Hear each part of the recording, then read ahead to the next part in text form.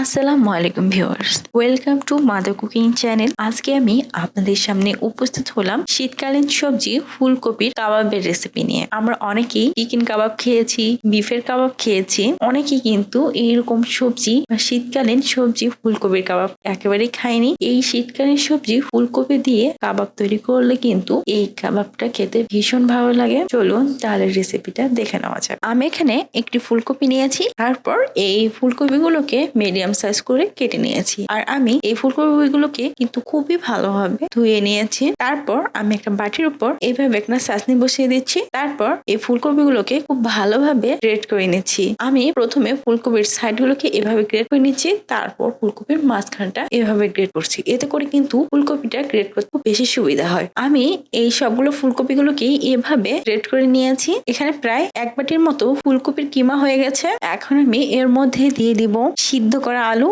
আর এই আলুটাকে আমি একটা চাশনির মাধ্যমে খুবই ভালোভাবে গ্রেট করে নিয়েছি। আর আলুটা অবশ্যই সিদ্ধ করা নেবেন। আর এই আলুটা কিন্তু একটা মিডিয়াম সাইজের আলু ছিল। তারপর আমি এর মধ্যে দিয়ে দিচ্ছি বেসন 1/4 কাপ, দিয়ে দিচ্ছি পেঁয়াজ কুচি 1/3 কাপ, দিয়ে দিচ্ছি কাঁচা মরিচ 1 টেবিল চামচ। ঝালটা আপনারা আপনাদের পছন্দ অনুযায়ী কম বা বেশি করে দিতে পারেন। দিয়ে দিচ্ছি রসুন কুচি 1 টেবিল চামচ, আদা কুচি 1/2 টেবিল চামচ, ধনিয়া পাতা কুচি 1/4 কাপ, জিরা গুঁড়া 1 চা চামচ, ধনিয়া গুঁড়া 1 চা চামচ। আর আমি এখানে কিন্তু টেলে নেওয়া জিরা ও ধনিয়া গুঁড়া ব্যবহার করেছি। দিয়ে দিচ্ছি গোলমরিচের গুঁড়া 1/2 চা চামচ, লবণ পরিমাণ মতো, দিয়ে দিচ্ছি হলুদের গুঁড়া 1/2 চা চামচ। এখন আমি এগুলোকে খুবই ভালোভাবে মাখিয়ে নিব। আমি বেশ কিছুক্ষণ সময় ধরে এগুলোকে খুবই ভালোভাবে মাখিয়ে নিয়েছি। এই সময় কিন্তু এগুলো খুব ভালোভাবে মাখানো হয়ে গেছে। এখন আমি এগুলোকে কাবাবের শেপ করে বানিয়ে নিব। দেখুন এই পর্যায়ে কিন্তু এগুলো কাবাবের শেপ দিয়ে বানানো যাচ্ছে না, তাই আমি এর মধ্যে আরো 1 টেবিল চামচ কর্নফ্লাওয়ার দিয়ে দিচ্ছি। তারপর আবারও এগুলোকে খুবই ভালোভাবে মাখিয়ে নিচ্ছি। খুব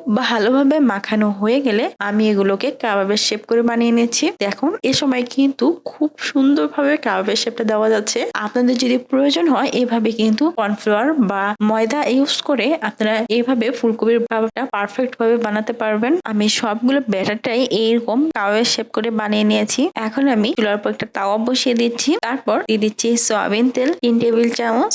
এখন আমি চুলাটি অন করে চুলার আঁচ মিডিয়াম হাই করে দিচ্ছি এবং তেলটাকে খুবই ভালোভাবে গরম করে নিচ্ছি। আমি বেশ কিছুক্ষণ সময় ধরে এই তেলটাকে ভালোভাবে গরম করে নিয়েছি। এখন আমি এর মধ্যে কাবাবগুলোকে দিয়ে দিচ্ছি। আর এই সময় অবশ্যই মাথায় রাখবেন তেলটা কিন্তু খুব বেশি গরম করা যাবে না। খুব বেশি গরম করতে গেলে কিন্তু এই কাবাবগুলো দেওয়ার সাথে সাথেই এর মধ্যে কালার চলে আসবে এবং কাবাবগুলো কিন্তু খুব ভালোভাবে কুক না হতে কিন্তু কাবাবগুলো পুড়ে যাবে। তাই তেলটাকে মিডিয়াম গরম করে নিতে হবে। এখন আমি এই কাবাবগুলোকে খুব ভালোভাবে ফ্রাই করে নিচ্ছি আর চুলার আঁচটা মিডিয়াম করে রাখছি। আমি মিডিয়াম আঁচে বেশ কিছুক্ষণ সময় ধরে এই কাবাবগুলোকে ফ্রাই করে নিয়েছি। এখন আমি এই কাবাবগুলোকে উল্টিয়ে দিচ্ছি। আমি একটা একটা করে প্রতিটা কাবাবে এইভাবে উল্টিয়ে দিয়েছি। আর দেখুন কাবাবগুলোর মধ্যে কত সুন্দর কালার চলে এসেছে। এখন আমি বেশ কিছুক্ষণ সময় ধরে কাবাবের এই পাশটা খুব ভালোভাবে ফ্রাই করে নেব। আমি বেশ কিছুক্ষণ সময় ধরে এই কাবাবের এই পাশটাও ফ্রাই করে নিচ্ছি। এই সময় কাবাবের এই পাশটাও কিন্তু খুবই ভালোভাবে ফ্রাই হয়ে গেছে। এখন আমি এই কাবাবগুলোকে এইভাবে 2টা চামচের মাধ্যমে তেল ঝরিয়ে উঠিয়ে নিব। আমি সবগুলো কাবাবকে এইভাবে চামচ দিয়ে তেল ঝরিয়ে উঠিয়ে নিয়েছি। তৈরি হয়ে গেছে খুবই মজাদার ফুলকপির কাবাব। প্রিয় দর্শক, এই ছিল আমাদের আজকের রেসিপি। মাদার কুকিং চ্যানেলের আরো এক্সাইটিং রেসিপি নিয়ে আপনাদের সামনে আবার উপস্থিত হব। ভিউয়ার্স, আপনাদের সকলকে অনেক অনেক ধন্যবাদ জানাচ্ছি পুরোটা সময় আমাদের সাথে থাকার জন্য। আমি উইশ করব আপনারা সবাই ভালো থাকবেন, সুস্থ থাকবেন এবং মাদার কুকিং চ্যানেলের সাথে থাকবেন। এই চ্যানেলে নতুন হয়ে থাকলে চ্যানেলটি সাবস্ক্রাইব করুন এবং ভালো লাগলে লাইক কমেন্ট ও শেয়ার করুন। ধন্যবাদ।